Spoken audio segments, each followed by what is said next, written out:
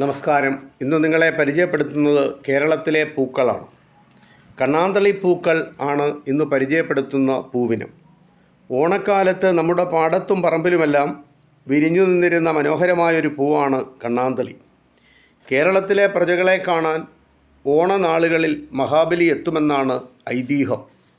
പണ്ട് മഹാബലിയെ പാതാളത്തിലേക്ക് അയക്കാൻ മഹാവിഷ്ണു വാമന രൂപത്തിലെത്തി. ആ വിഷ്ണുദേവനാണ് കണ്ണാന്തളിപ്പൂക്കളായി വിടരുന്നത്.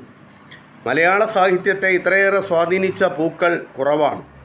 എം.ടിയുടെ കണ്ണാന്തളിപ്പൂക്കളുടെ കാലവും സിനിമാ ഗാനങ്ങളിൽ നിറയുന്ന കണ്ണാന്തളി മുറ്റവുമൊക്കെ ഇതിനുദാഹരണങ്ങളാണ്. പണ്ട് നമ്മുടെ പാടത്തും പറമ്പിലുമൊക്കെ സമൃദ്ധമായിരുന്ന കണ്ണാന്തളി ഇന്ന് നാട്ടിൽ വിരളമാണ്. മല കയറിയ ഇവ ഇന്ന് മൊട്ടക്കുന്നുകളിലും പുൽമേടുകളിലുമൊക്കെയാണ് കൂടുതലും വിരിയുന്നത്. കണ്ണാന്തളിയുടെ ജന്മം ഇന്ത്യയിലാണ്. ഇന്ത്യയിൽ ജന്മം കൊണ്ട ചെടിയാണ് കണ്ണാന്തളി. അക്ഷിപുഷ്പി എന്നാണ് സംസ്കൃത പേര്. ബൈകളർ പേർഷ്യൻ വയലറ്റ് എന്ന് ഇംഗ്ലീഷിൽ അറിയപ്പെടുന്നു.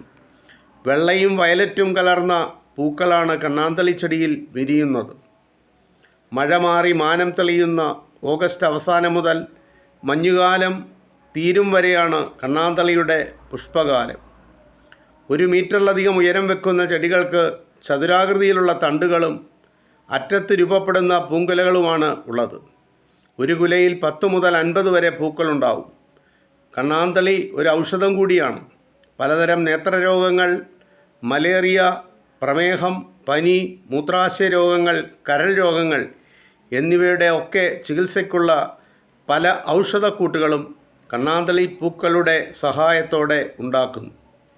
കാലാവസ്ഥാ വ്യതിയാനം വലിയൊരളവിൽ കണ്ണാന്തളി പൂക്കളുടെ ജീവിതചക്രത്തെ ഗുരുതരമായി ബാധിച്ചിട്ടുണ്ട്. നമ്മൾ പരിപാലിക്കേണ്ട പൂക്കളുടെ കൂട്ടത്തിൽ ഒന്നാണ് കണ്ണാന്തളി പൂക്കൾ. ഇതിനെപ്പറ്റിയുള്ള ചെറിയ വിവരം നിങ്ങളുമായി പങ്കുവച്ചു. ഇതിത്ര മാത്രം. നന്ദി, നമസ്കാരം.